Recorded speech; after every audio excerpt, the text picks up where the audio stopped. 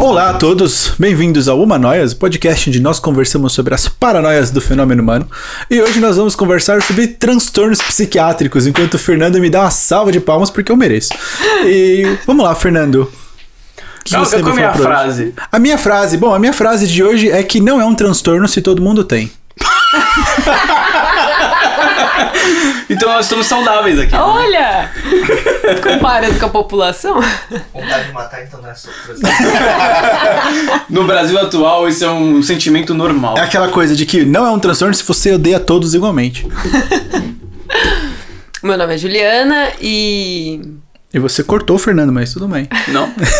Fique à vontade, talvez isso seja um transtorno. cancelo minha frase nisso. E eu tenho um transtorno, mas ele não vai ser dito hoje.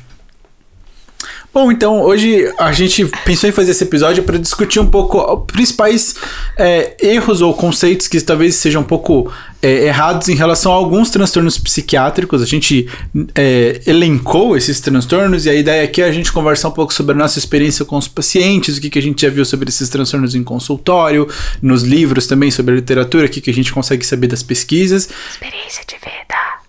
Eu não queria ir tão profundo assim, mas já que tem pessoas com coisas para compartilhar, quem somos nós para falar que não? Mas a ideia é então passar por cima dos transtornos, falar um pouco sobre como eles surgem, como é que é o tratamento desses transtornos e para os que forem adequados, como é a vivência, como é conviver com eles, se é possível conviver com eles ou não.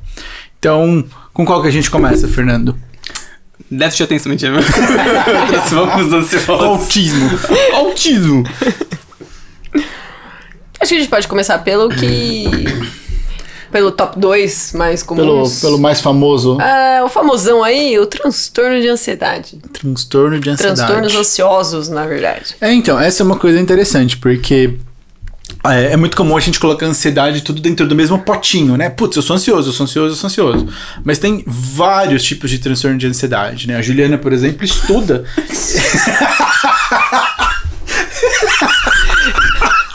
Ele me delatou. O maluco entregou.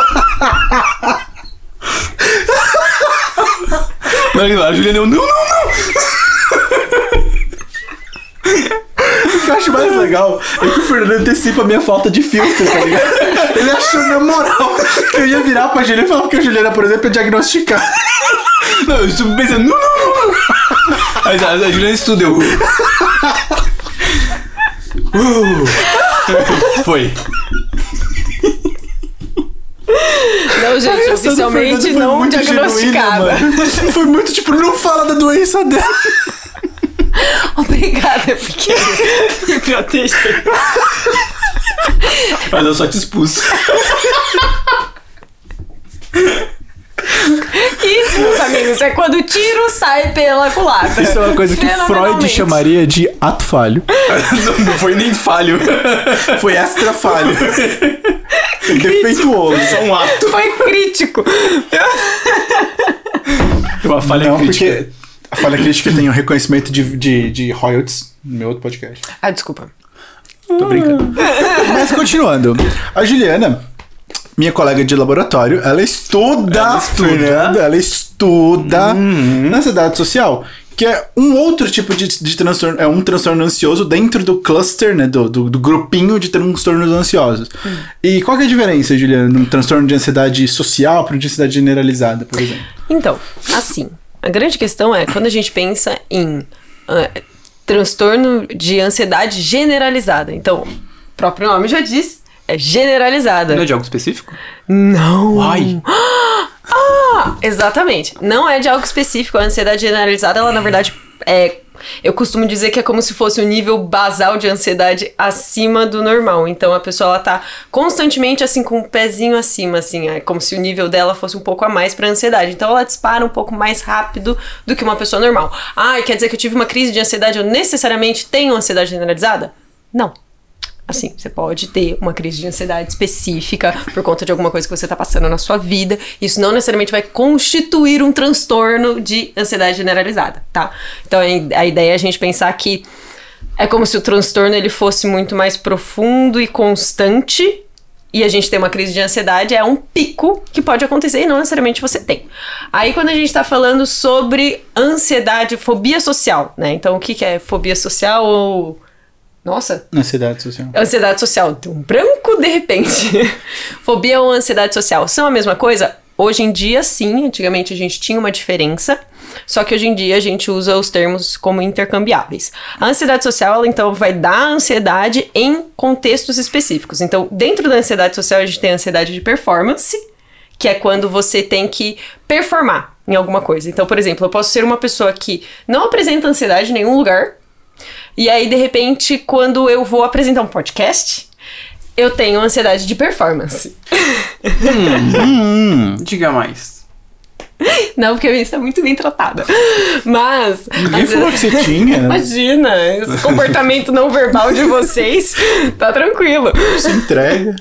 Mas a ansiedade de performance, então, ela vai, na verdade, aparecer quando a gente tá performando em algo específico. Então, muitas vezes tá ligado a quando a pessoa precisa fazer discurso. Então, quem conhece, por exemplo, O Discurso do Rei, aquele é um filme maravilhoso. Nossa, esse filme é muito bom. É muito bom, fica a muito dica. Bom. Ele mostra muito bem quando alguém tem uma ansiedade de performance, que é o caso dele. Então, ele não apresenta ansiedade em outros momentos, a não ser nos contextos em que ele tem que fazer discurso ou quando ele pensa no discurso. Então, o quanto que as situações elas também podem ser imaginárias e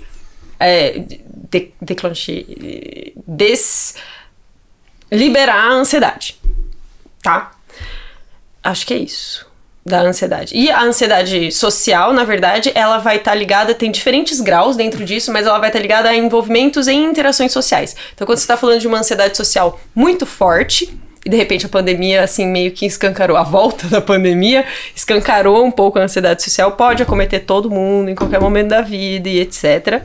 Quando você tem um grau muito forte, você começa a se isolar de qualquer interação social. Então você começa a ter ansiedade social, por exemplo, em momentos específicos. Então, eu tenho ansiedade social quando eu tenho que, sei lá, falar na frente das pessoas. Então, apresentar alguma coisa na escola, eu fico um pouco mais ansioso e é assim, um pouco acima do que é esperado. Então, é normal a gente ficar um pouco nervoso pra falar na frente de pessoas, isso é comum.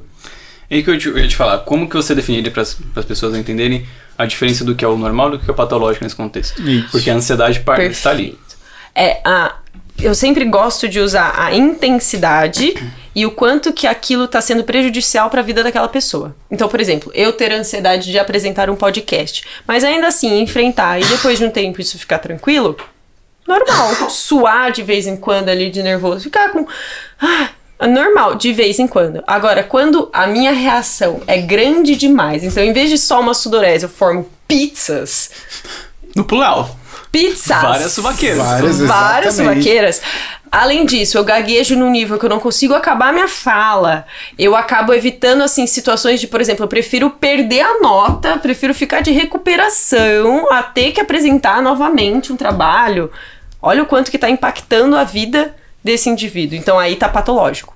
Aí a gente entende como uma ansiedade social ou uma ansiedade de performance, dependendo do que tá acontecendo. E não necessariamente tem que ser num contexto em específico, mas ter esses mesmos sintomas em contextos com a mesma categoria. Isso. Da ansiedade social, sim. Eu acho que depende, é isso que eu ia falar, né? Que depende do tipo de ansiedade. Se a gente tá falando de ansiedade social, aí tem que ter esse contexto de outras pessoas. Agora, um transtorno generalizado, por exemplo, acho que não. Isso. E na ansiedade, ainda assim, na fobia, ansiedade social, não necessariamente você precisa ter a plateia. Às vezes, dependendo do nível que a pessoa está, do quadro, só dela imaginar, só dela antecipar, então ela imaginar que ela tem que ir na padaria e ela tem que trocar ideia com o padeiro, isso já começa a trazer sintomas fisiológicos para ela.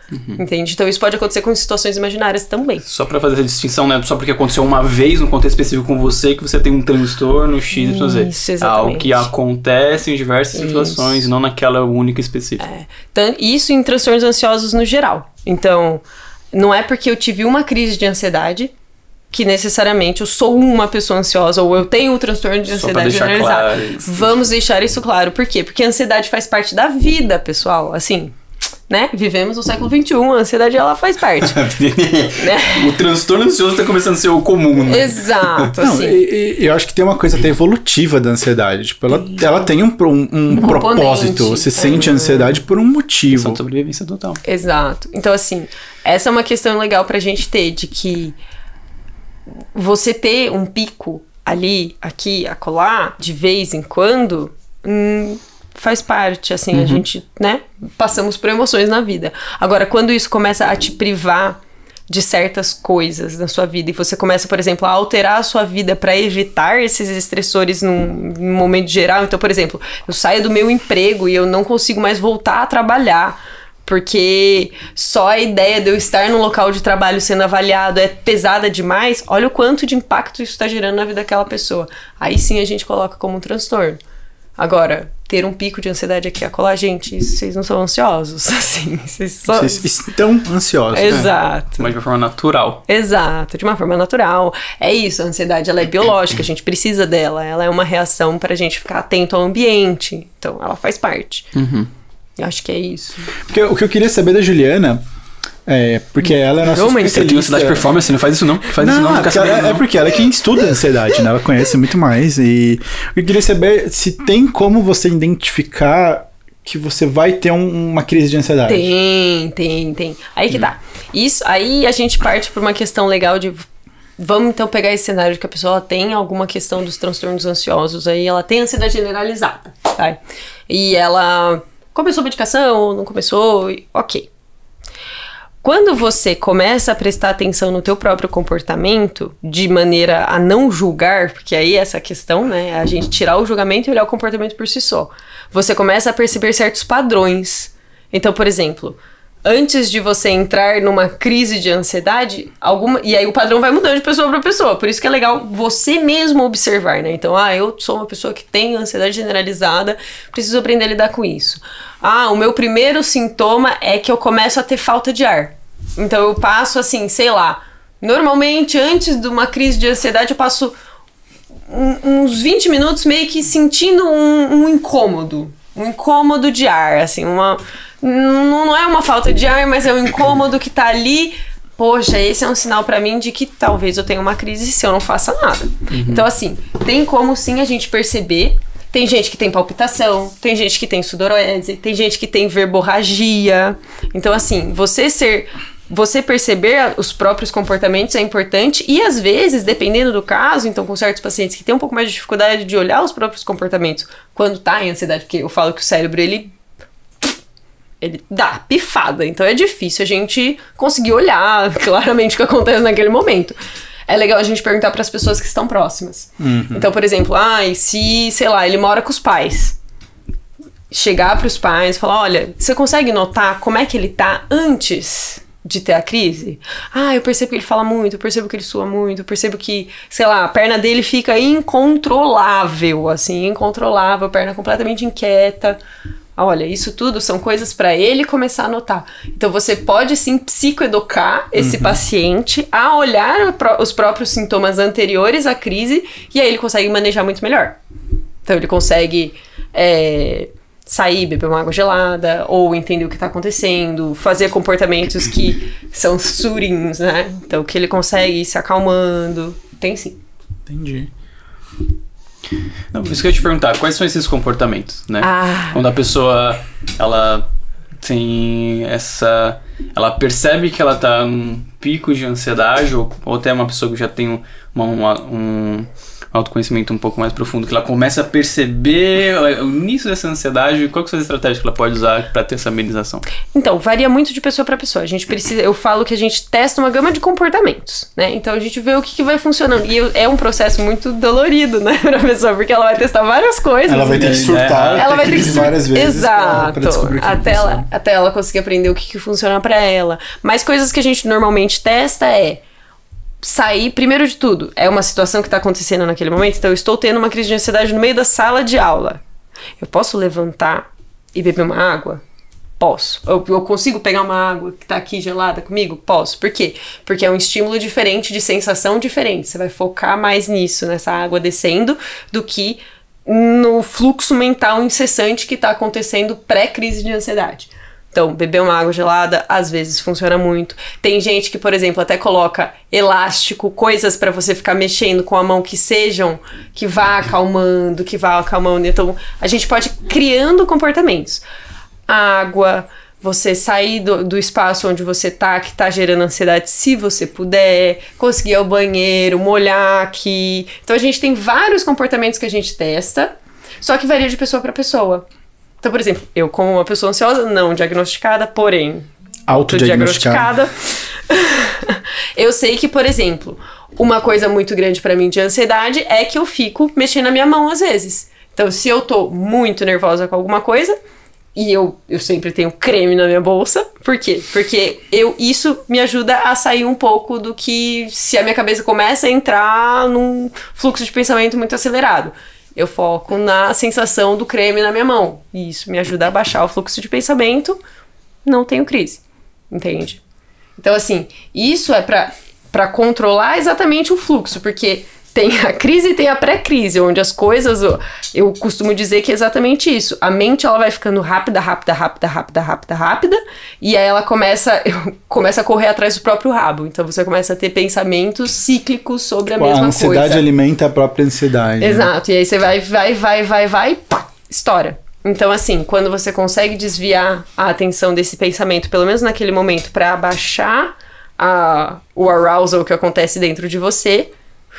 E depois pensar, por que eu tive uma pré-crise ali naquele momento? Por que aquilo me gerou esse fluxo de pensamento aumentado? Qual foi a distorção que foi ligada naquele momento pra me fazer pensar desse jeito?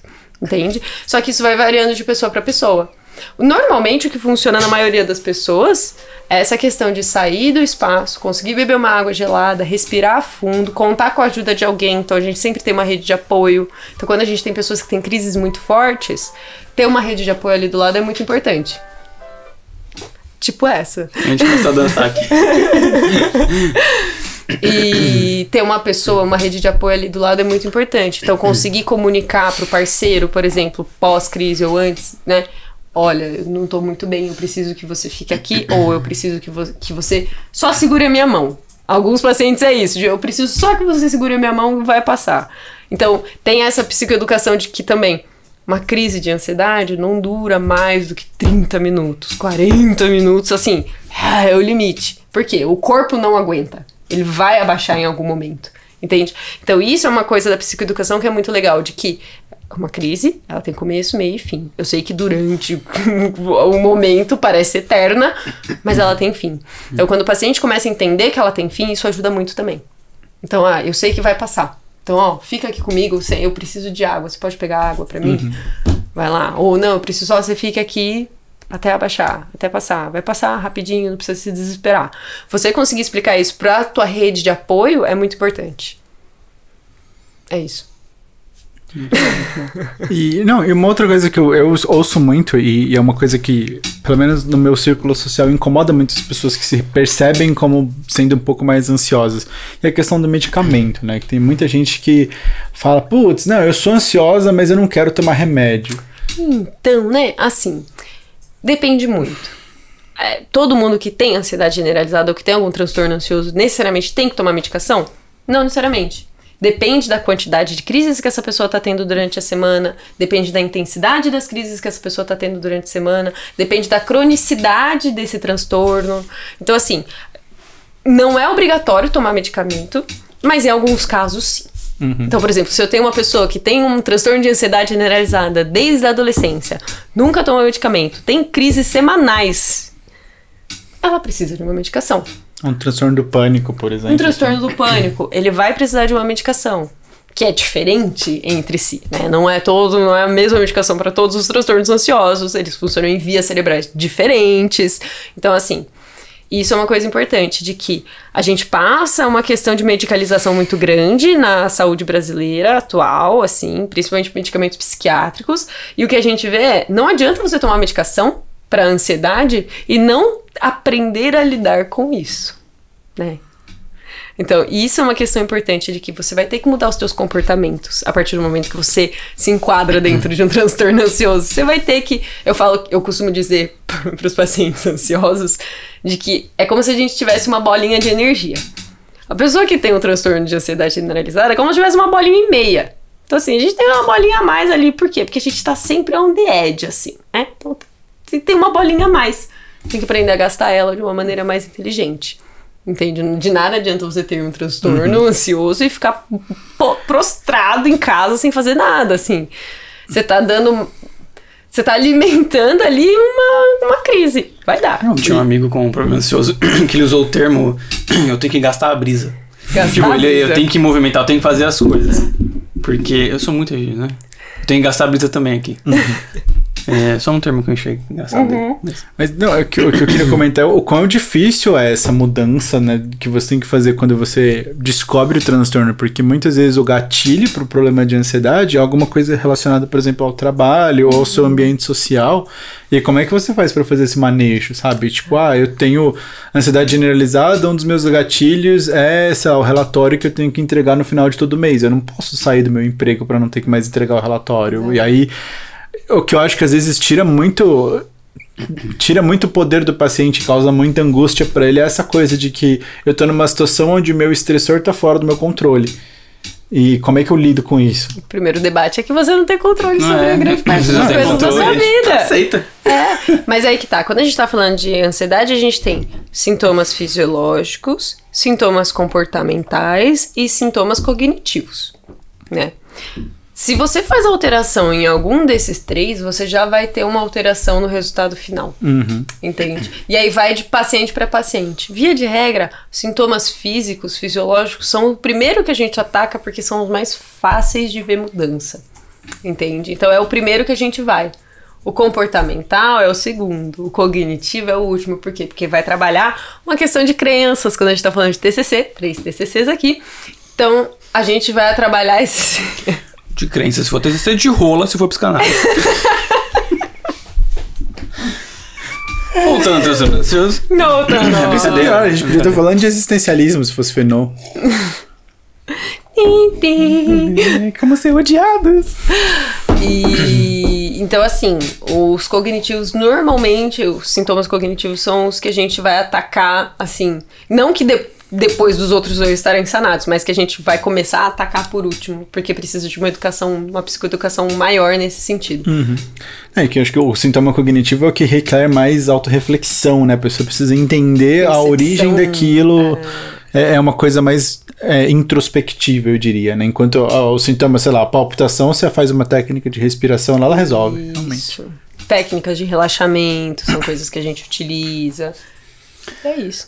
Na minha experiência de como uma pessoa com crise de ansiedade, já teve, não tem mais na crise de ansiedade, o que funcionava muito a estratégia era focar na sensação do momento presente, então a sensação do meu corpo. Então, por exemplo, se eu estivesse aqui, era tipo... A sensação da mão... Da mesa, da minha perna encostando no banco, do meu pé no chão, tipo...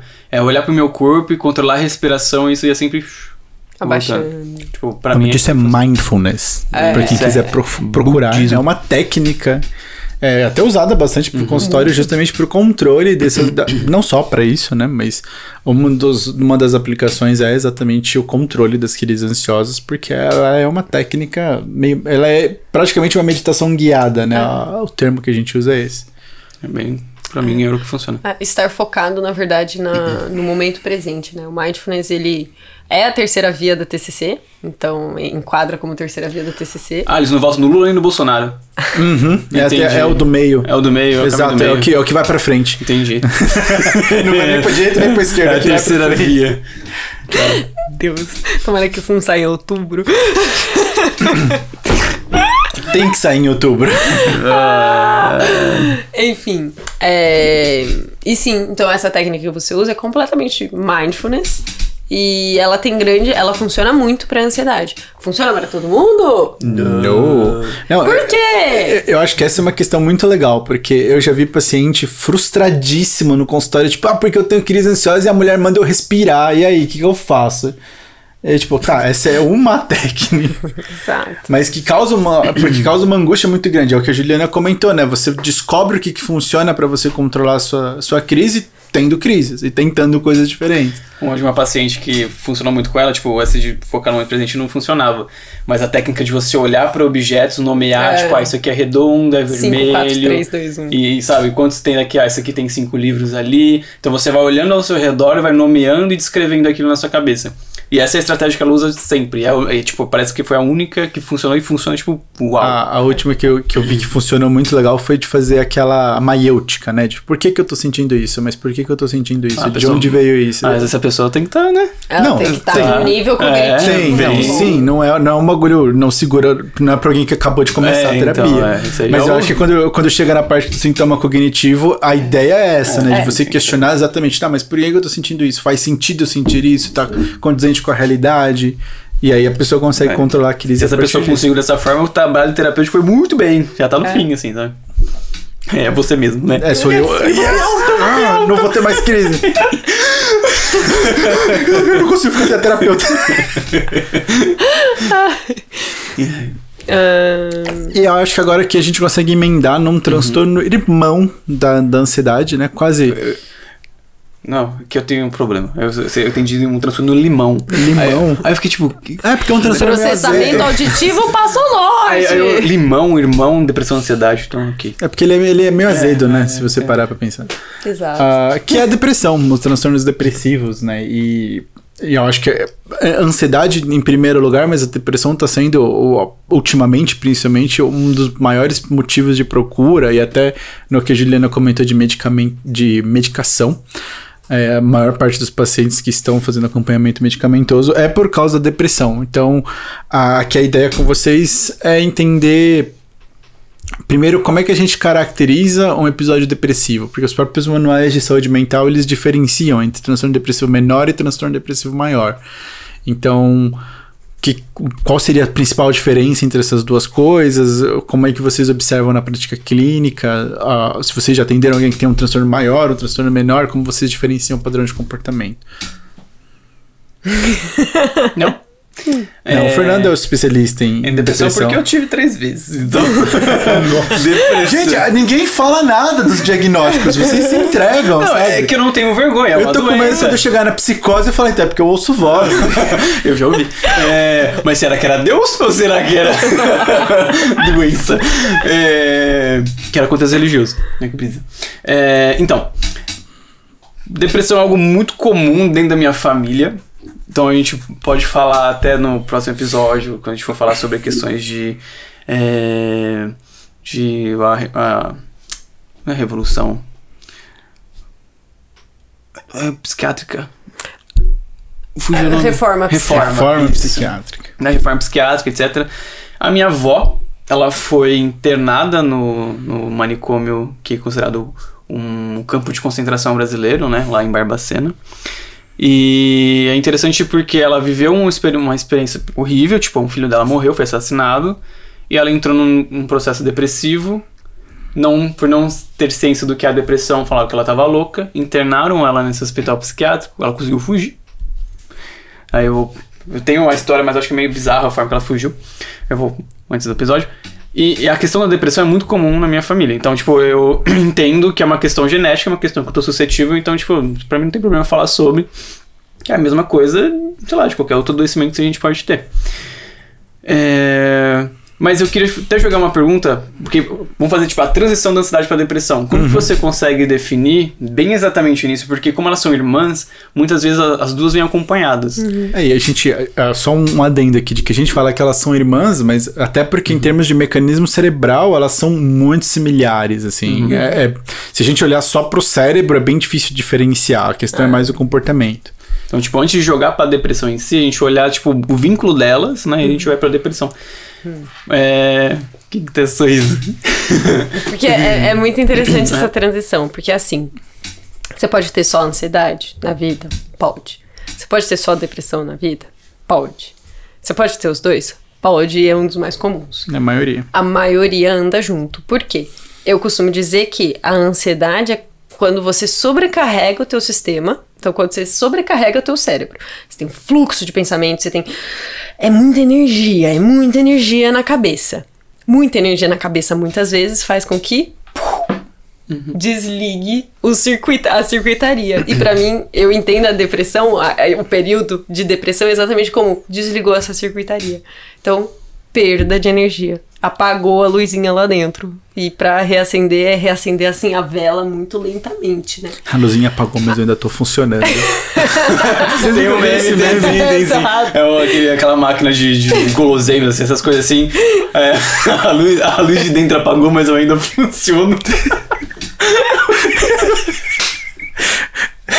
Então eu no Brasil. Isso fala sobre a funcionalidade num sistema doente como o sistema capitalista brasileiro do século XXI, não é mesmo? A periferia do capitalismo aqui. Específica, né? Mas eu consigo ver dessa forma. Então, quando você vai sobrecarregando seu sistema muitas vezes, em algum momento a luzinha vai estourar. E aí, quando a luzinha estoura, é quando a gente tem o primeiro episódio depressivo. Então, é muito comum, né? Tipo, tá vinculado. Isso eu posso falar dos pacientes ou até da minha própria experiência, que nunca foi só depressão, sempre as duas coisas juntas. Então, eu sempre tinha muitos sintomas específicos disso. Mas é muito comum que a pessoa que que aí tem aquela distinção, né? Eu, na adolescência, uma vez, eu falei, terminei um relacionamento, estou com depressão, sabe? Mas eu tava triste, eu tava na fossa, e é normal se sentir triste você estar na fossa e você ficar, sei lá, vendo filme de comédia romântica, tomando sorvete e falando minha vida acabou. Porque você tá numa situação de quebra de vínculo, etc. Não foi também assim, né? Mas ok. Então é normal você ficar triste, né? E tristeza não é doença, né? Porque a gente vive nessa sociedade em que ela vai sempre trazer que você tem que estar feliz 24 horas. E eu acho, não causa estranhamento quando você olha fotos antigas em que as pessoas estão sérias? Sim. Nossa, elas não estão sorrindo porque não é pra sorrir. Tipo, é um registro. Quem tem que estar 24 horas feliz é a nossa sociedade de hoje. Que vai falar, você tem que sorrir numa foto, porque se você não sorrir, você tá estranho. Você não tava bem? Ué, mas eu não posso não estar bem? Enquanto as pessoas, por patologizar a tristeza, elas têm a dificuldade de saber o que é um sentimento normal, válido e beleza, do que um adoecimento. Então, não. Estar triste não é estar deprimido. Né? Depressão é uma doença, sentimento é um sentimento, tristeza é um sentimento. Mas aí eu acho que tem uma questão importante da gente levantar, que é uma coisa que a Juliana comentou em um outro episódio nosso, que é a questão da maturidade emocional. De que a sociedade cada vez mais ensina as pessoas a lidar com as próprias emoções.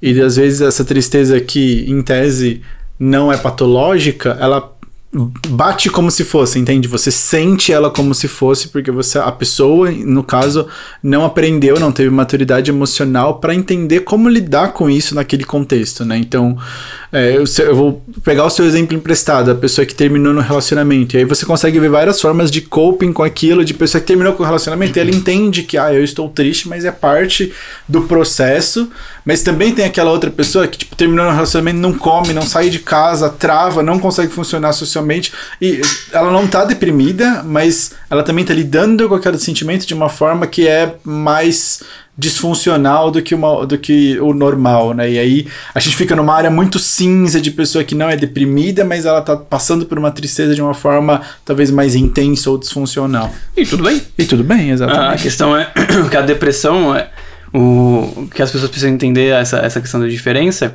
é que ela tem toda uma reação fisiológica em você. Ela não é estou triste porque aquilo aconteceu, então eu sei exatamente porque aquilo aconteceu, eu perdi aquilo, seja a relação, por aí vai. Às vezes a depressão, o indivíduo não tem nenhum motivo específico. Não teve aqui, isso aconteceu, eu fiquei com depressão. Tipo, não é tipo, saí pelado na rua e fiquei gripado. Não, e tem uma outra questão que eu acho que é bem legal da gente comentar, e é um ponto que eu queria tocar também de sinais da depressão, porque às vezes a gente fica muito com essa questão de, a pessoa deprimida fica triste. E não, né? Tem pessoas que quando começam a deprimir, elas ficam com raiva, elas ficam extremamente irritadiças, elas explodem. Exatamente, e elas explodem fácil, elas começam a ficar instáveis emocionalmente, mas não necessariamente tristes. E aí, eu acho que é o pior tipo de caso, porque quando a pessoa tá muito triste, você toma uma atenção, porque a gente tem esse instinto de cuidar de quem tá mal. Mas quando você percebe a pessoa ficando irritadiça, se isolando, brigando com todo mundo, qual que é o seu instinto? Você fala, ela tá irritada, eu vou deixar ela no canto dela. E aí você isola e piora a situação. Então, a primeira questão é, tem uma mudança significativa de comportamento? Então é isso, se o padrão da pessoa é aquela e do nada, entre aspas, o padrão é esse, é algo significativo. Não ocorreu um evento em específico que fez ela ficar triste. Pô, fulano morreu. Mano, tu não quero sair. é um processo natural, ok. Agora, essa pessoa, ela vai tendo essa mudança comportamental, então ela pode ficar mais irritadiça, ou ela pode ficar mais passiva, porque sempre tem essa contradição, não, né? Essa diferença, que uns podem dormir muito e outros dormir pouco, podem comer muito e outros começar a não comer mais nada. Então, tem diferenças comportamentais que estão nesse processo de adoecimento. É o mesmo adoecimento, mas o sintoma pode ser diferente. Pode ser até antagônico, comer nada e comer muito. Dormir pouco e dormir muito. Mas também são sintomas depressivos. A questão é que é um processo gradual. Não, tô perdendo minha voz. Meu Deus. Tem algo aqui. Falou de depressão, que meu voz. Você viu, né? Somatizei. É um processo gradual. Então... uma das primeiras questões que é nítido, que o indivíduo próprio começa a sentir também, é uma questão de desmotivação. Então, aquilo que me brilhava os olhos já não brilha tanto. Aquilo que eu sentia prazer em fazer já não me dá mais tanto prazer. E a pessoa, quando ela não tem consciência do que é a depressão, ela não sabe o que está acontecendo. Ela fala, eu não sinto mais vontade de fazer as coisas, não sinto mais vontade de fazer aquilo. E por causa dela ir parando de fazer essas coisas, ela vai intensificando ainda mais a questão depressiva, e aí os sintomas vão cada vez... Mas aumentando. É isso que eu acho complexo, né? De que tanto com a ansiedade quanto a depressão e nos outros transtornos que a gente vai comentar também, eu acho que a gente consegue definir a cronicidade dele e a gravidade dele quando ele fica cíclico, né? Então, até naquele assunto que eu tinha comentado da depressão maior para depressão menor, de que a gente conseguiria então falar que a depressão menor é quando você passa por um episódio depressivo, mas ele não chega ao ponto de ser autossustentável, né? Ele não te isola completamente dos seus prazeres. E você tem um transtorno depressivo maior quando ele entra nessa questão cíclica, onde você perde prazer por fazer o que você gosta, e aí isso te isola, que aumenta seu sentimento de depressão, né, de isolamento, de solidão, e você passa a perder mais prazeres, motivos, coisas que você gosta de fazer, e a ponto disso você vai se afundando na doença, né? E é bizarro, né? O quanto que as pessoas, elas vão... o que eu percebo é, que eu tô lembrando de uma paciente, de que na minha época, da adolescente, nossa época, né? A gente não tinha tanta informação assim. Essa paciente, por exemplo, ela tinha 16 anos, já tem alta e tal, já não mais é paciente. E ela sozinha, por ver vídeos no TikTok que falam sobre saúde mental, reconheceu os sintomas depressivos nela e ela sozinha foi procurar... Tipo, ela conversou com a mãe, mas partiu dela a procura dessa psicoterapia. Então, eu acho, pelo menos, que se torna muito mais... A depressão, ela vai se tornar cada vez muito, não só comum, né? Então, por causa das situações políticas que a gente vive, mas não tão graves como consequência, porque as pessoas estão tendo acesso a mais informação. Então, elas conseguem agir no início. E é bizarro como que as pessoas, elas, por não terem... Por a psicoterapia ainda ser muito tabu, por a psicoterapia ser um processo muito mais elitista, porque é caro... O quanto as pessoas... Beleza, eu percebo esse sintoma, mas como que eu lido com isso agora? Como que eu consigo sair desse contexto que me adoece? Se ela não tem acesso à psicoterapia. Então, quanto... por não estar nesse processo terapêutico, essa pessoa consegue não identificar o que de fato está gerando o adoecimento dela. Ela vai entrando nesse processo depressivo. E ali ela pode, se tiver informação, conhecimento do que é, perceber que tem algo diferente. Se ela não tem esse conhecimento, ela vai aprofundando ainda mais a depressão, podendo gerar essa questão da depressão maior, que ela vai sempre vai isolando a si mesma, vai parando de fazer o que dava prazer, perdendo contatos, que é uma bosta, porque eu passei por isso, então eu sei muito bem. Então é muito interessante ver essa mudança também. Isso era uma das outras questões, né? Diferenciação da geração. Na época dos nossos pais era frescura, né? Então, da minha avó você vai ser internado porque você é louca, da nossos pais é frescura, é mimimi. Falta de trabalho. A nossa, a primeira começa a falar sobre isso, e agora a própria geração atual, ela identifica isso e procura ajuda. É maravilhoso. Eu adoro atender adolescentes que eles têm uma educação... E é cada vez mais comum, né? Essa questão de tipo, eu ouvi falar e eu fui me observando, conversei, meus amigos me falaram e aí vim. Sim, é muito, muito interessante, assim. É legal a gente, exatamente, você trouxe esse ponto de como que a depressão ela pode ter facetas diferentes, né? E principalmente, assim, vale... atenção, na adolescência, de que muitas vezes a depressão na adolescência ela é expressa com raiva. Então, ai, nossa, adolescente é sempre raivoso. Peraí, gente. Não necessariamente. Pode ser que esteja passando por um processo depressivo e ninguém tá percebendo. Eu acho que a adolescência... Eu acho que dá pra gente fazer um episódio só sobre isso, né? Porque... Vamos! Adoro! Não, porque a questão da adolescência, até em termos de maturação cerebral, ela é um episódio muito... Ela é um período muito complexo, principalmente em termos de compreensão de emoções. Então é muito comum essa questão de, tipo, o adolescente, ele não sente tristeza que nem nós adultos sentimos, porque a circuitaria cerebral dele não está completamente desenvolvida. Então, ao invés de tristeza, ele vai sentir um conglomerado de vários sentimentos e o que se sobressair daquilo é o que ele vai acabar expressando majoritariamente, né? Então ele está sentindo tristeza, mas ele está sentindo raiva, ele está sentindo decepção, ele está sentindo vergonha, e aí o que daquilo vai surgir e ele vai demonstrar aquilo para as pessoas, mas tem uma causa e ele não está sabendo separar o que cada coisa está trazendo, o que cada emoção, como demonstrar cada emoção. É um período muito novo, né? E tem até, vou fazer o jabazão aqui, mas o filme do Divertidamente, pra mim é maravilhoso justamente por causa disso. Para adultos também. Não, pra todo mundo, porque ele justamente mostra essa diferenciação de como é que é quando você é uma criança e você tem um range emocional muito limitado, né, porque o cérebro ainda não tá desenvolvido, e você vai passando pra adolescência onde você começa a sentir coisas que você nunca sentiu antes, você começa a sentir coisas por motivos que você desconhecia. Então, de repente, você ir pra escola com uma camiseta estranha, te gera uma puta de uma ansiedade, antes não gerava, antes você ia lá brincar e ninguém ligava, mas agora todo mundo liga, por quê? E isso vai moldando a forma como a pessoa expressa as emoções.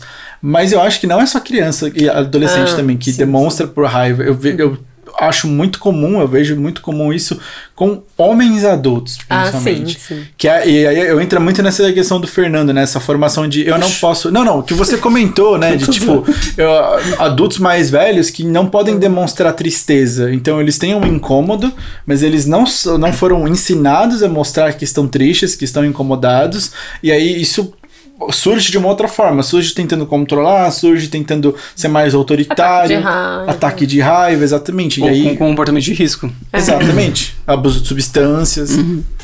Olha, tem ligação entre transtornos mentais e abuso de substâncias? Yay! Tanto para causar quanto para ser causado. Exato. Né? A gente tem aquela hipótese do... Nossa, tá me fugindo as palavras agora. Hipótese do quê? A gente tem aquele transtorno chamado Alzheimer também. Sou eu. Hipótese do cérebro adicto? Bom, eu não vou lembrar exatamente agora. Que, na verdade, existe a ideia de que a gente tem o nosso cérebro, cada um tem a sua conformação cerebral, tem as suas ligações, tem o uso de quantidade de neurotransmissores disponíveis, recaptação, cada um tem o seu ali.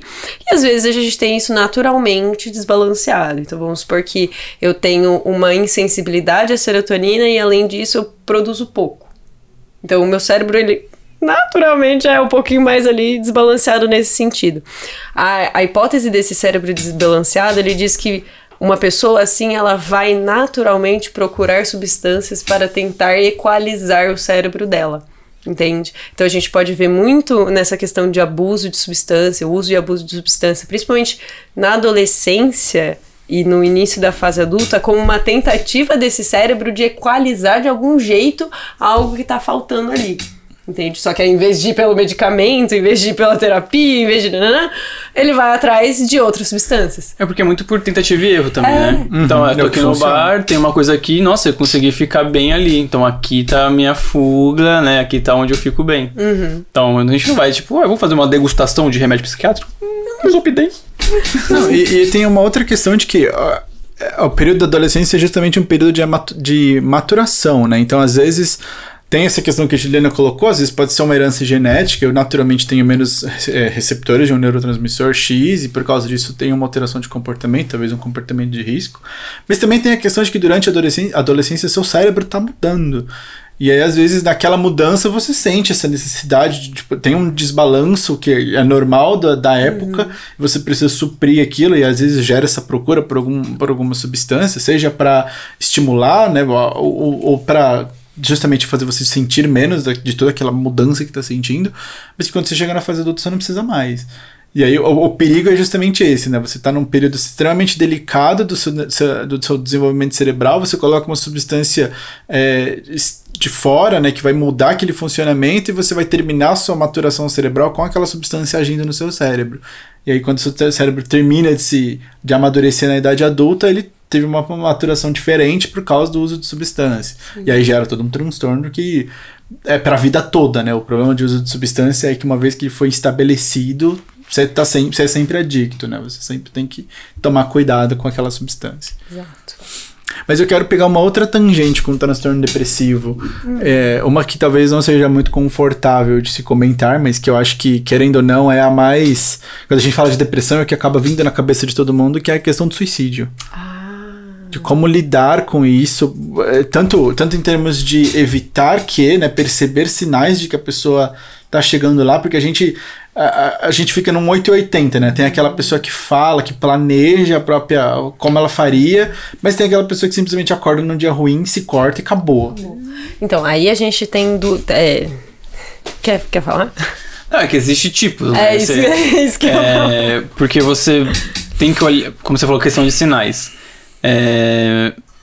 A pessoa, ela pode... Obviamente, é que eu tô pensando... Como você fez essa pergunta, eu vou falar como na área clínica, não como familiar. Tipo, não como a família que tá com essa pessoa. Sim. Não é jogar essa responsabilidade ali. Mas é você identificar em que nível essa pessoa tá. A gente tem 3 estágios, né? Então, ela tá idealizando, será que ela faz uma piadinha assim, será que ela pensa nisso, ela tá idealizando isso, ela tá planejando isso, ela já tá programando isso, já tem um método específico pra... Já pensou na forma, qual ela quer e tal. Então, são níveis, assim, né? Quais são os níveis, então? Tem um nível que é o nível 1, que é a idealização. Então, quando ele começa a imaginar. Aí o nível 2, se não me engano, o nome é planejamento. É o planejamento. Planejamento. Então, quando além dele começar a considerar essa hipótese, ele começa a pensar em como Formas. ele faria. Tipo, ele já tem um script. Não necessariamente, pode ser bem hipotético, de Tipo, eu pularia no trilho. eu acho que eu pularia de um trilho. Ele começa a imaginar como ele faria, entende? Então, na parte da idealização, a ideia ainda é super abstrata. É aquela coisa de tipo, o mundo ficaria melhor sem mim. Exato. Né? Seria mais fácil me matar. Exato, seria mais fácil me matar, mas ainda não tem essa questão do como. Se eu morresse, eu não estaria sentindo isso. E já é um primeiro sinal. Já é um primeiro sinal, entende? Então, aí é uma idealização, é quando ele começa a pensar sobre a ideia de morte e o que isso poderia gerar de positivo, entende? Então, aí é uma idealização. Aí vem o planejamento, que é como, né? Como será? Eu poderia só chegar em casa e misturar remédio com álcool. Remédio X com álcool. Eu poderia, sei lá, me jogar do prédio. E aí ele começa a pensar nisso, mas ainda é uma questão muito hipotética, assim. Ele não pensa, eu vou fazer isso. É tipo, eu faria assim. Eu faria assado. E aí o terceiro... Se eu tivesse coragem, eu faria assim. E aí o terceiro nível é quando ele cai, eu digo que cai na real, né? Então... Beleza, é isso. Quando ele realmente não consegue ver nenhuma saída. Eu não lembro o nome do terceiro nível. Eu não lembro também, mas tem a decisão. Que é o decisivo ali. Eu já escolhi esse método, eu já sei que é isso, eu sei que eu vou fazer. E aí ele fica quase que esperando ali o momento correto, né? O momento que ele escolheu pra fazer isso. E a grande questão de quando a gente tá falando em suicídio... São 4 Is, mas eu não vou lembrar os 4 Is. Mas é quando ele sente que aquela situação ela é intransponível, ela é interminável. Tem mais 2 Is que mostram que aquela situação... por que a pessoa comete suicídio? Porque ela fica numa pedra. Então ela não vê nenhuma saída, ela não vê nenhum fim para aquele sofrimento, e ela não vê nenhumas... forma de sanar aquilo, entende? Nenhuma adaptabilidade. E aí que a gente vai entrando. Não acharam? É numa cartilha. Eu também tenho que procurar isso daí, porque eu lembro das 3 etapas, mas eu não lembro dos nomes delas. Eu vou achar depois isso. Mas ele fala então, o ponto principal, então, do planejamento do suicídio é quando ele chegou, o ponto crítico é quando ele chega nessa decisão de não, eu vou fazer, não tem outra saída, essa é a única forma de resolver o meu problema. E, tipo, ele tá decidido nisso. Não é decisão. E aí, muitas vezes, o que é louco? Por exemplo, quando ele resolve assumir pra... é louco, né? Boas palavras. Desculpa, gente. O que é curioso? Curioso, muito obrigada. O que é curioso nisso? Muitas vezes, quando ele passa pra essa terceira fase, gera um alívio muito grande. Porque aí pela primeira vez ele tem uma solução para aquela dor infinita que ele tá sentindo. Vai ter um fim, finalmente. Ai, todo suicídio passa por essas 3 fases? Não necessariamente. E é muito comum a gente falar também sobre a questão de automutilação. São 2 coisas diferentes. Isso. Esse é um ponto legal, né? Porque às vezes eu até lembro de um ambulatório psiquiátrico que eu vi o psiquiatra na emergência, assim, chegando, e o paciente tinha se cortado. Só que o paciente falou, tipo, o psiquiatra olhou e falou, cara, é mutilação, não é tentativa de suicídio. E tinha uma explicação, né? Tipo, a forma como ele se corta, você percebe aqueles braços cheios de cicatriz, assim, tipo, não.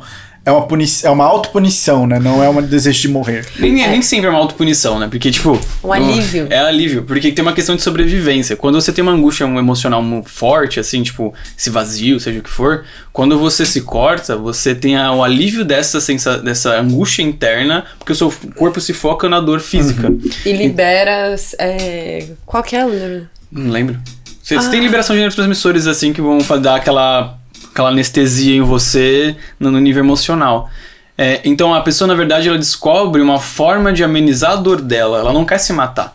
Só que muitas vezes a pessoa ela pode, por uma intensidade, se cortar de uma forma muito mais forte e pode gerar o suicídio ou cortar quase matéria ali sem querer. Então, tipo, não é só porque a pessoa se automutila que ela tem a depressão, tá ali relacionado, mas ou quer dizer, perdão, não é só porque a pessoa se automutila que ela quer cometer suicídio, né?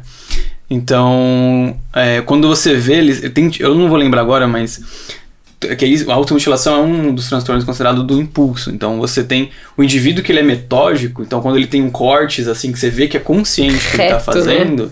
Ele não tem uma necessidade específica de suicídio. Então a pessoa não vou fazer simetricamente porque eu quero me matar. Não, é uma questão de um alívio de uma angústia interna, pode ser uma autopunição, porque eu mereço.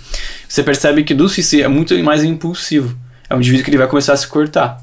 Então, tem esse padrão, né? Diferente até na questão da automutilação. Mas só um adendo só dessa questão. Eu sou muito indivíduo que coloca uma informação aleatória no meio da conversa. Não, mas eu acho que faz todo sentido, porque eu vejo muito a Juliana falando de adolescentes, né? E é muito comum que a mãe chega no PS psiquiátrico, tipo, ela tentou se matar. E você vai ver a menina tem cortes na coxa simétricos. Cortes na coxa, ordenados, cortes no braço. Às vezes elas escondem. Eu já vi gente que faz tipo no pé, assim, no tornozelo, porque é um lugar que não vê tanto. E você fala, cara, ela não tentou se matar, né? Tem uma outra angústia causando isso. Não quer dizer que não tá sofrendo. Exato. Né? Esse comportamento tem uma outra função. Exato. Eu acho que toda vez que termina em automutilação, você tem uma angústia, mas a pessoa necessariamente está sofrendo. Se eu voltei, não é que não tem depressão, não quer se matar. Mas ela não tem o desejo suicida. E eu acho que é muito importante, é uma informação importante até pra gente pensar na forma como isso é abordado, principalmente na área primária do cuidado que seria a família e a escola, no caso de adolescentes. Ou no trabalho, no caso dos adultos.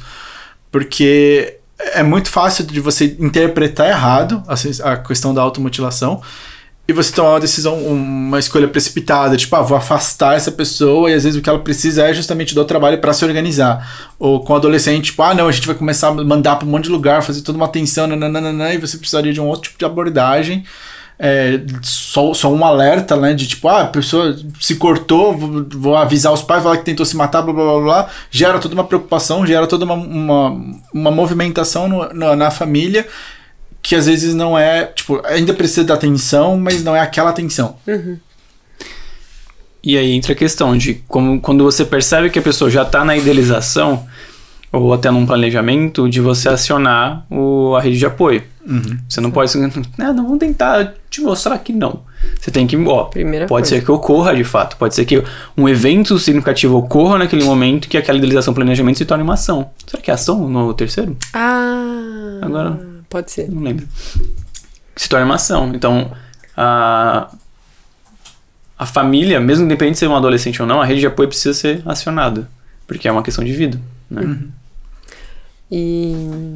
Mas aqui, eu acho que o que eu quero levantar aqui é o ponto que eu acho mais delicado, né? De tipo, sim, a nossa obrigação ética, quando a gente percebe essa idealização, eu acho que até na parte da idealização ainda dá pra levantar um alerta, talvez não avisando todo mundo, mas prestando atenção naquele padrão de comportamento.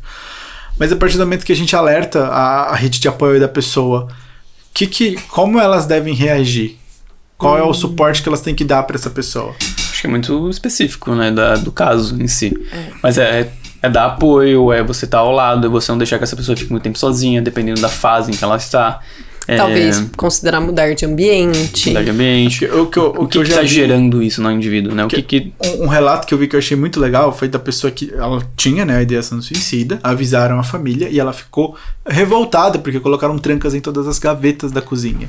Então, aí de uma forma não tão legal. Não, então, por causa das facas, né? E aí deram um alerta da ideação e a pessoa veio reclamar, falando, puta, porque agora eu quero fazer um sanduíche e eu preciso da chave pra abrir a porcaria da gaveta. Como se faca fosse a única forma de se matar. Faca, tipo assim, e eu vejo muitas vezes essas coisas, tipo, essas, sei lá, recomendações que às vezes são problemáticas, né? Tipo, esconde faca, não pode deixar a tesoura perto. E, tipo, não é isso que vai fazer.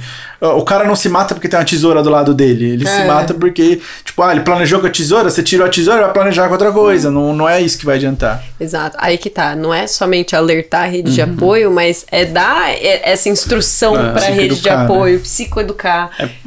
É que depende do contexto muito do indivíduo, né? Então, tipo, não tem um geral, assim, que você faz pra todo mundo. Mas é você, como psicólogo dessa pessoa, que vai acionar a rede de apoio, vai criar estratégia junto com eles, dependendo desse caso específico, com a angústia específica, com o contexto específico dessa pessoa, para que ela não esteja desassistida. Que ela esteja... E não é sendo monitorada. O que você tá fazendo aí? Tá bom aí. Sabe? Tipo, porque tem gente que exagera, disso, né? De, tipo, isso vai intensificando alerta, e aí a pessoa fica lá, não, você tá bem, você tá bem, você tá bem. Então, aí que tá. A rede de apoio, ela tem que servir muito mais pra quebrar esses 4 Is que eu falei, do intransponível, interminável. A rede de apoio, ela vai ajudar exatamente nisso, de ajudar esse paciente, esse potencial suicida, a achar outras soluções para aquele sofrimento ou para aquilo que ele está passando.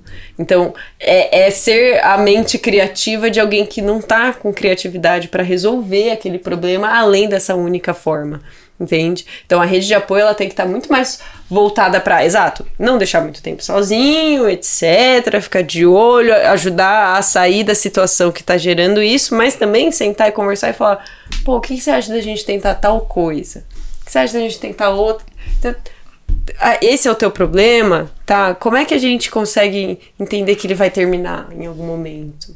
Então, o problema pra mim é a escola é insuportável, eu não suporto a ideia de estar na escola. Vamos mudar de escola. Não mudou nada, continuo sentindo a mesma coisa, eu detesto a escola. Então, é trabalhar com a ideia de que, olha, é findável, a gente pode pôr um fim a isso, a escola ela vai terminar. Tô dando um exemplo bem básico. A gente pode parar a escola agora e depois você faz EJA, não tem problema. Entende? Assim, então, é a rede de apoio que vai ajudar a pensar em soluções. Eu acho que isso é bem importante, né? De que nesse processo da psicoeducação, a ideia é sempre mostrar para a rede de apoio que o suicídio, ele é, em tese, a solução de um problema. E o principal ali é mostrar outras soluções, que não aquela que é fatal e o ultimato, para que essa pessoa consiga ver outras possibilidades de comportamento, né? Como eu posso manejar tudo isso que eu estou sentindo e toda essa situação em que eu estou, sem ser se matando, né? Tomando essa decisão. Eu posso falar por mim, porque eu tive uma questão de ideação suicida também. Nunca cheguei a planejar, mas eu tinha essa vontade, porque eu via como uma forma do fim da dor, do fim do sofrimento. Chegou num nível de que eu não sentia nada.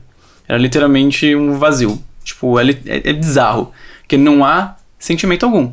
É nada, é um abismo ali, sabe? É um vazio.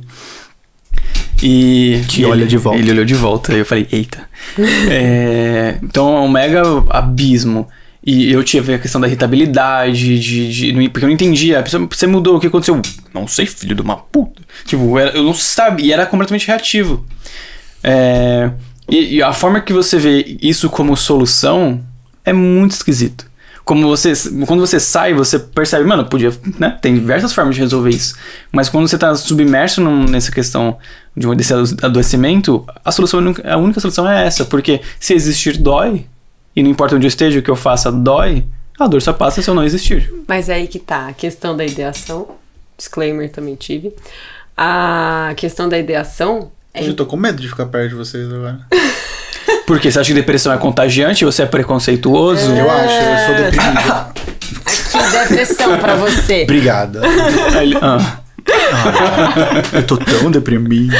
A grande questão da ideação, eu não sei se isso aconteceu com você, mas, exato, você tá num abismo em que você simplesmente não sente mais nada. E aí, a ideia da ideação é a única coisa que gera alguma coisa dentro de você. Que é a esperança que você tem. É a única coisa que gera um...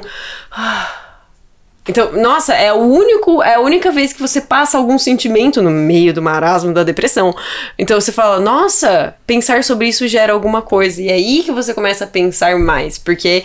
a ideia fica solidificada. Vai solidificando, porque a gente, o ser humano nada. gosta de sentir, né? E aí quando a gente fica sem sentir alguma coisa que faz a gente sentir, automaticamente a gente quer ir pra isso. Então assim, a ideação, ela começa nisso. Ela começa de uma maneira muito tipo... vem um pensamento e aí isso gera alguma coisa aqui dentro. Então gera um respiro, né? Alguma coisa muda. E aí faz com que você comece a adentrar nos passos, né? E é interessante que quando você começa a ter essa sensação, você tem até motivação. Você fica... tem um sentido, sabe? Tem algo por que fazer. Agora você tem um objetivo, né? No meio daquele vazio, você de repente tem alguma coisa... Tem uma luzinha ali, olha aquilo ali brilha. A luzinha é errada, né? Então, uma luzinha bem errada, a luzinha do trem, né? Mas eu acho que é perigoso justamente por causa disso, porque a gente fica, quem vê de fora sempre fica com essa percepção de tipo, ai, puta, ele tá muito triste, se matou, mas não é, né? O se matar pra pessoa que tá muito deprimida, ela é, como o Fernando colocou, a esperança, né? Tipo, não, eu finalmente vou parar de sofrer, então, cara, me leva agora, sabe? Por exemplo, tem eu ouvi falar sobre isso, eu não sei se tem validade científica mesmo, que é, você sabe quando o depressivo vai se matar, quando ele tava mega depressivo e do nada ele tá bem. Então beleza, vai dar merda. Sabe? Tipo, não, tudo bem, vamos sair, vamos eu nunca vi validade científica disso, mas eu já vi relato de muito psiquiatra, tipo, de ligar pra família e falar, olha, fulano tá muito bem, fica de olho. Vê as gavetas, aí sim, vê a gaveta, e não é uma melhora banheiro, lenta, vê... Não, é tipo... decidi, um salto, né? Dá um... essa é a esperança final, né, que ele encontra, assim. Então, acho que volta naquela questão do nosso primeiro episódio sobre quando você sabe que vai morrer no último dia da sua vida, o que você vai fazer? E é isso. Quando você sabe que você vai se matar, você sabe quando é o último dia. E aí depois, aqui a gente, inclusive nesse episódio, a gente vai deixar embaixo aqui canais possíveis de né, que você pode entrar se você de repente tá passando por isso, você percebeu que, talvez eu esteja num dos processos aí de depressão, principalmente depressão e suicídio. A gente vai deixar todos os canais aqui embaixo. Tem como você entrar em contato com o CVV, que é um projeto muito legal. Então assim, não consigo falar com ninguém da minha família, eu sou completamente desestruturado, não tenho condições de pagar um psicólogo. Liga pro CVV. O importante é a gente saber que a gente não tá sozinho nisso tudo. Então a gente vai deixar tudo escrito aqui. Procurem aqui em São Paulo, a gente tem os CAPs, né, que tem um serviço muito bom. Tem o CAISM também na Vila Mariana, aqui perto inclusive. E tem acesso, né? A ideia aqui é principalmente procurar ajuda e de toda forma que vocês conseguirem. Entender que é um adoecimento, é uma doença, então tem tratamento e tem cura. Exato. Então é um sintoma que chega ao fim. Exato. Né? Tanto a depressão quanto a ideação suicida quanto a ansiedade. Bom, não sei se vocês têm tempo, porque tem uma provocação que eu queria fazer, mas eu queria antes ouvir a provocação do Fernando, que ele falou que tinha. Mas é aquele que é no final de... Mas eu acho que a gente vai ter que dividir. Não, vamos dividir. Mas de dois? Não, eu acho que é bom, porque a provocação ela é sobre depressão e ansiedade. Ela não vai entrar sobre os outros transtornos. Então manda. Vai. A provocação é o seguinte: em 2014 saiu uma pesquisa. Uma pesquisa que eles pegaram grandes metrópoles de diversos países. Então pegaram na Inglaterra, Londres, no Japão, Tóquio, nos Estados Unidos foi em Nova York e no Brasil, São Paulo. E eles fizeram uma medição 2014, ok? A situação política estava ok. E fizeram uma análise de níveis, de quantidades e níveis de transtornos psiquiátricos em cada uma dessas cidades. E São Paulo é a cidade com mais pessoas com adoecimentos psicológicos de moderado a grave. Então, se pega a população de São Paulo, compara com Nova York, com Tóquio, nós temos muito mais pessoas doentes, mentalmente doentes, do que qualquer outro país do mundo. qualquer outra cidade do mundo, qualquer outro país do mundo. Em 2014, agora joga aqui, golpe... 2022. Golpe, Bolsonaro, Covid, crise política, econômica e Terceira Guerra Mundial hoje. Possível Terceira Guerra Mundial hoje, em 2022. Sendo que as últimas pesquisas mostram que o país que mais aumentou o nível de consumo de medicação de ansiolítico e antidepressivo foi Brasil. Ele já era um dos maiores, hoje ele é o maior e aumentou ainda mais ao longo da pandemia. E a gente vive nessa sociedade. Como vocês sentem sabendo que nós moramos em São Paulo, nós vivenciamos isso cotidianamente nos relacionamentos com essas pessoas, né, porque estão aí. Como que você vê essa realidade? Porque não é talvez, é um fato. Uhum. Nós estamos na cidade mais doente do mundo. Sim. Acho que eu não precisava de uma pesquisa pra saber disso. Eu acho que é aí que tá. Mas é uma pesquisa pra jogar na cara. Pra jogar na cara. Pra ter a força de evidência, né? Eu acho que aí a gente entra em uma série de fatores de que, primeiro, por que a gente, como cidade, somos os mais adoecidos, né? Uhum. Eu sempre faço a ligação muito grande, porque sou do interior, né? Interior. Tarde. E a grande... bom! Tarde! A grande questão aí é que em São Paulo a gente tem uma dificuldade de constituição de vínculos absurda. Você não fala com seu vizinho, você não fala com seu padeiro, você não fala com o cara do ônibus, você não fala com o porteiro, as pessoas não falam aqui, as pessoas não se comunicam aqui. Isso é algo bizarríssimo que eu nunca consegui entender de São Paulo. E todo mundo sabe que eu não sou de São Paulo porque eu faço o exato oposto. Eu chamo a vizinha pra tomar café, eu dou bolo pro porteiro. Eu dou bolo pra dele, eu compro dele e dou. É muito bom o seu bolo, come aí. Você. Já comeu seu próprio bolo? Eu sou essa pessoa que troca ideia no ponto de ônibus. Por quê? Porque exatamente eu entendo que a saúde mental ela melhora muito quando você tem, mesmo que sejam laços fracos. Então, quando você troca ideia com alguém no ônibus e é um laço fraco, eu nunca vou encontrar essa pessoa de novo, posso nem saber o nome dela depois, mas ainda assim, de eu ter trocado essa ideia, isso vai ajudando. Então, eu acredito que em São Paulo a grande questão pra mim é essa falta de construção de vínculos cotidianos mesmo, entende? Não são vínculos afetivos de ter amigos. Acho que isso também influencia, mas esses vínculos cotidianos não acontecem em São Paulo. Não acontecem, assim. Essa é a minha visão de... não que seja a única questão, né, do porquê que a gente é a cidade mais adoecida, mas eu acho que é uma das principais. Entende? A forma como a gente lida com o outro em São Paulo é invisibilidade. Entende? É a completa invisibilidade. Você não dá oi pra faxineira. Entende? É raro isso acontecer. A maioria das pessoas não fala.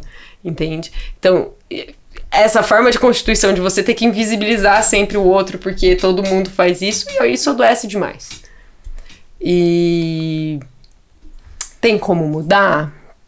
Dada a situação política atual, posto tudo isso que a gente vivenciou?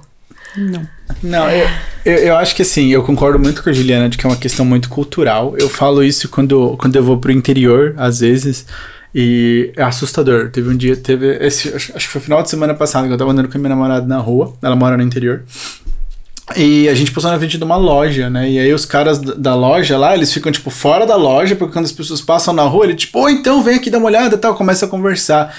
E ela parou pra falar, não, moço, obrigado, eu não tô interessada. E eu, tipo, não, valeu, eu continuei andando. E ela virou pra mim, tipo, cara, você agiu como se ele não existisse. E eu falei, porque... Ele não existe. Porque ele não existe. Aí ela olha pra trás e não tinha ninguém. Não tinha ninguém. Mas é tipo... Plot twist. Mas é exatamente por isso, porque aqui a nossa cultura é exatamente essa cultura da pressa, essa cultura da velocidade. Então, tipo, eu não tenho tempo pra interagir. Quanto menos eu interagir, melhor, porque eu tô na minha... Menos gente me incomoda, né? Então... e eu percebo muito isso, de que você vai pro interior e realmente tem essa coisa mais afetuosa, né? Afetiva, de chegar pra você, que os vendedores tocam em você, né? Tentam falar com você. Isso me... Tá pegando. Tipo, te chamam assim, não, vem aqui ver e tal. E te puxam pelo braço. E eu... Nossa, eu me incomodo demais quando eles fazem isso. Você se incomoda? Eu me incomodo muito quando o vendedor, gente que eu não conheço, me toca, eu me incomodo. Ele me conhece, droga. Você me fala em Rinodê?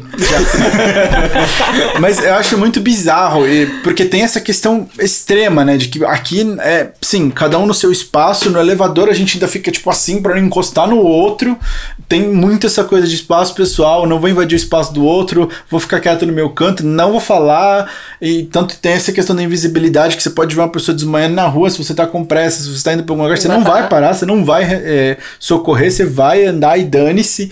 E isso é muito cultural da cidade, né? Eu acho que a gente tá numa rotina que cobra muito isso da gente, que cobra velocidade, que cobra pontualidade. Eu tenho que estar lá na hora, eu tenho que estar fazendo as coisas rápidas. Eu acho que chega até naquela questão que a gente tinha comentado de eficiência, né? Eu tenho que estar sempre rendendo, eu tenho que estar sempre produzindo alguma coisa. Se eu não tô produzindo, se eu não tô gerando valor, se eu não tô ganhando dinheiro, eu tô perdendo meu tempo.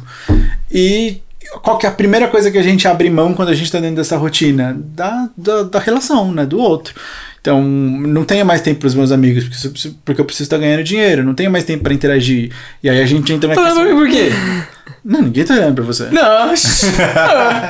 Não tem tempo, meus amigos, tem que estar ganhando dinheiro, ó. Mas, e a gente entra nessa questão principalmente, e aí eu acho que o que gatilha de amigos eu compro eles. Exatamente. Inclusive estou à venda. Mas, e aí eu acho que a gente reforça essa questão da solidão, né? Dessa questão de se sentir cada vez mais desamparado, por mais que eu esteja numa das maiores metrópoles do mundo, que tem maior número de pessoas por metro quadrado, eu me sinto sozinho. Quanto mais eu me sinto sozinho, mais eu adoeço. Tem uma foto maravilhosa, não sei quem foi esse fotógrafo. Foi eu. Com certeza não. Precisava de empatia. Eu sei. Eu tentei. Mano, ele pegou o enquadramento perfeito. Então é um apartamento assim. E ele pega desde o fim do primeiro, do que aparece na foto, né? Então você vê o apartamento todo aqui até o último. Alguns estão apagados e alguns outros estão acesos com pessoas sozinhas na sacada. Então elas estão juntas. Se você olhar pra cá, ela só tá tipo alguns metros assim acima. Só que estão sozinhas. E tinha um título maravilhoso que eu não consigo lembrar agora. Por favor, se alguém souber, coloca. Sei lá, tipo, uma solidão compartilhada. Acho que era isso o termo. Tipo, uma solidão compartilhada. Vocês estão aí. Só que vocês estão sozinhos, porque vocês não têm capacidade de falar com quem mora ao lado, bater sabe? Na porta do vizinho. Oi, então, tudo bom? Bom. Quer um pão de queijo? Bom, tem carne sobrando, quer carne? Então, tipo, é bizarro, porque é tão naturalizado isso. Por exemplo, eu cresci em São Paulo desde sempre. Então, você saber quem são as pessoas de vista, mas nunca comunicar com elas, pra mim é um padrão. Nossa, tipo, ver gente na rua e não tá no caminho dela, eu não vou chamar. Eu passo batido. Eu vou pro metrô junto com a vizinha que eu encontrei no elevador trocando ideia e ainda, então tá, depois passa em casa. Pronto. Quando eu conheci a Ju, eu ficava tipo, essa ser humana é muito feliz. Ela se mudou, só pra vocês terem uma ideia. Não. Eu falo que quando eu conheci ela, eu me incomodei por esse jeito. É tipo, não, ela é muito... Mas isso é interessante. Você que é paulista aí, que nem eu, assim, tipo, gay. Não é bizarro o quanto a alegria do outro incomoda porque a gente não é assim. Uhum. Tipo, ela é feliz demais. Ela é feliz demais. Isso é pejorativo falar que ela é feliz demais. É feliz demais. E, tipo, voltando, essa aqui se mudou pra um apartamento e simplesmente decidiu assar pão e distribuir. Você distribuiu pão pro pessoal do andar dela. Tipo assim, oi, tudo bem, acabei de morar aqui, toma aqui pão que eu fiz. Eu acabei dando só pros porteiros, porque deu errado. Os porteiros merecem pão zoado aí. Não, mas é que tinha sobrado e ficou bom. Paulista. Assim, ficou bom, mas deu errado, mas ficou bom. Mas, tipo, mesmo assim, você fez, tipo, eu nunca ia pensar isso. Pra mim eu me mudei pra cá, o que eu vou fazer? Vou colocar isolante térmico pra não ter som alheio dentro do meu apartamento. Isolante térmico pra não ter som alheio. Eu falei isolante térmico? Tá. Isolante sonoro. Isolante sonoro também, porque eu vou me... Não, vou ficar aqui quentinho. Eu iria além, talvez eu seja paranoico, mas eu iria além que se eu fosse, sei lá, o vizinho da Juliana e ela trouxesse um pão na minha casa sem motivo, eu ia tipo, o que essa menina quer? Ia jogar fora? Que fosse se tiver envenenado isso aqui. Sou paulista, não confio em ninguém, não. Exato, aí é do outro. Mas isso Aqui, cortar no meio, come um pedaço aqui comigo.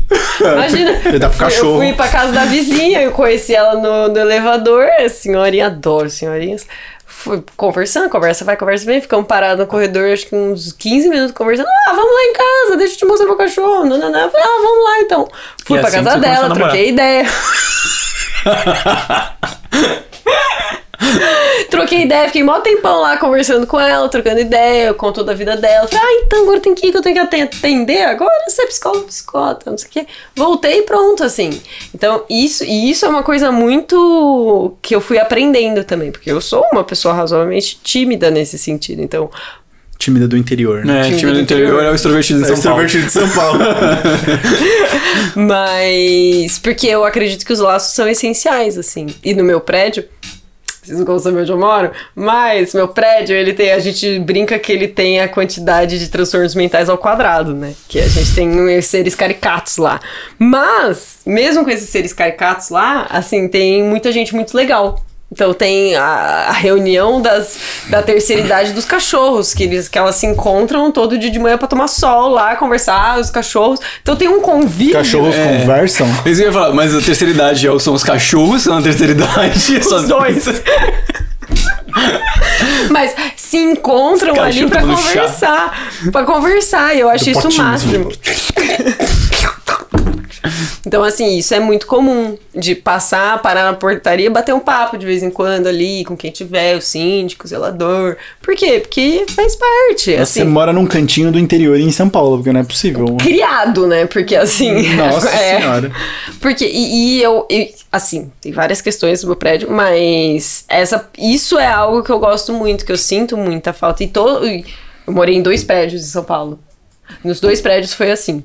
Então, assim, no prédio anterior que eu morei mais tempo, né? Eu fiquei 4 anos. Eu tô começando a ter a suspeita de que a Juliana vai pro prédio, ela começa a fazer isso, todo mundo fica tipo, puta, a gente não vai estragar o barato dela, né? Vamos seguir do teatro. E aí as pessoas vão Juliana, tudo bem? Elas se odeiam, né, na verdade. Você quer ir na minha casa conhecer meu cachorro? Diz que não. Tá bom, vamos lá.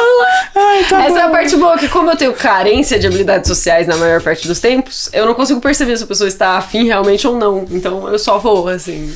Aquele famoso, a gente vai combinar, sabe? Tipo, então, o a gente vai combinar, pra mim, é muito estranho. Eu aprendi que o a gente vai combinar é não. Ou talvez. É mais não do que talvez. A gente vai falando. A gente vai se falando. Então, aí é um não. Mas pra mim, o vai combinar é um tipo... estranho. Mas eu acredito que por isso, assim, por exatamente a gente não ter essa convivência rotineira de laços fracos mesmo, com as pessoas com as quais você se liga ali do lado, isso faz muito mal em São Paulo, entende? Tipo, eu cumprimento até o cara do metrô. Tipo, o carinha do metrô é sempre o mesmo. Que ele usa aquele jalequinho azul com a lista amarela, o coletinho. O do meu metrô é sempre o mesmo. E você fala, tudo bom? Sempre. O cara que entrega o papelzinho na rua é sempre o mesmo também. Eu falo, tudo bem.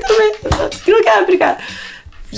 Mas eu sempre cumprimento, eu sempre faço questão de cumprimentar. E é engraçado o quanto que o rosto da pessoa se ilumina. Quando eu cumprimento, olho no olho, tudo bom? E reconheço ele, tipo, eu reconheço que eu já passei por ele mais de uma vez e faço tudo bom com você, a pessoa ilumina, é incrível. Então isso é algo que eu faço questão de fazer e não é porque eu tô em São Paulo, não, é porque eu sou assim mesmo. E pra mim isso é um déficit grande de São Paulo, grande. Acho que não é um déficit, é a nossa cultura. Exato, mas é uma cultura tóxica nesse sentido. São Paulo é uma cidade morta. E com esse comentário a gente termina o episódio de hoje. Esse episódio vai ter um segmento onde nós vamos falar sobre outras 2 categorias de transtornos que eu acho que são as 2 mais polêmicas e que ganham menos mídia, querendo ou não. Tem uma que na verdade, entram mais no imaginário, né? Acho que são mais místicas nesse sentido. De que, elas entram assim... É uma coisa mais... Assim, quem tem que conviver com alguém que tem um desses transtornos sabe definir muito bem, mas eles são menos prevalentes. E eu acho que a coisa acaba ficando mais abstrata, né? Então, até o próximo episódio. E deixem o like, curtam, sigam a gente nas nossas redes sociais. E dê pão pro seu vizinho. Exatamente. Faz um biscoitinho. Pão italiano, por favor. Faz um biscoitinho, não sabe fazer um biscoitinho, compra o biscoitinho da padaria, mas vai lá entregar pra ele, bate na porta e fala, acabei de mudar. Gere afeto e vínculo em São Paulo. Por favor. Foi.